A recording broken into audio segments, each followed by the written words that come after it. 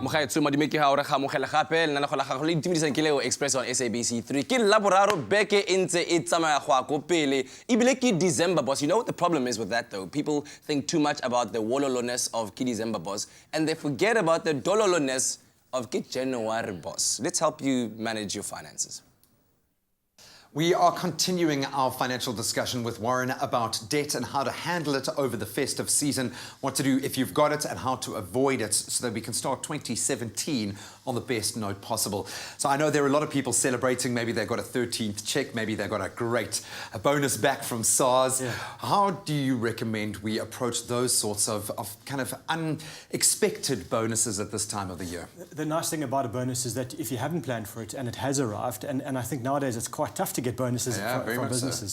So I think what you would do then is set aside some money to spend that you're going to blow guilt-free and say to yourself, you know what, this is a reward, it's great, and then you budget that and you spend that. Take another portion, and my view is if you have got debt, at least half of your windfall you've got to put away. You've got to put back into paying down your debts, get it down to interest, and I think that's a great way of paying yourself for the next year. You know, if your debt repayments are less for the year ahead, I mean that's a wonderful way to start. Hopefully it opens a bit of a gap in your budget. But don't be afraid to set aside some money for fun to reward yourself. I think as human beings that's what we want. You know, we are motivated by short-term rewards. So give yourself a reward and then set aside money that you put into your dets. Yeah, man, and you have earned it. You don't want to start the new year exhausted inside and out. You want to kind of feel like you've gifted yourself something as well. They say pay yourself first. Yeah. And I know that doesn't necessarily apply in this case, but you want to reward yourself. You've mentioned spending a little bit earlier, saving rather a little bit earlier.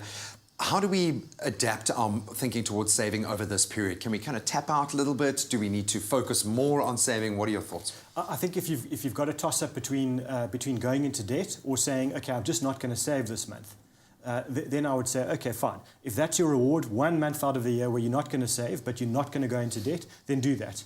If you can still save a bit, obviously that's always better, but I think at least try not to increase your debt or go into debt further, and make sure you do pay whatever debts you do have on a continuous basis. Just focus on that as your first tier.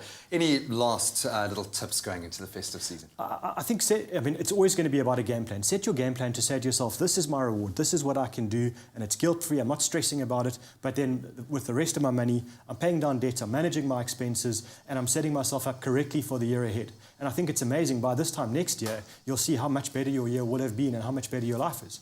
I absolutely love it. And I think also added to that, communicate. Speak to your loved ones, speak to your family, speak to your kids. Manage expectations over this time of the year as well. Just take a bit of that pressure off yourself. You don't want your holiday to be the most stressful time of the year. And I have to say, again, I shake your hand every time because I know that you are schooling children with an incredible foundation that you run, and all of the proceeds from How to Make Your First Million, a brilliant book that we've previewed here on the show, all of those proceeds going towards supporting children, getting them through school in those vital years, and helping families that really wouldn't be able to do that otherwise. So thank you so much for doing that. I appreciate it. Thank you. By now you could have made quite a lot. You could have made your second million through that. But please go out there and support Warren's foundation. You can find the book in all good bookstores, How to Make Your First Million. It's definitely worth the read, so you can gift yourself that this festive season.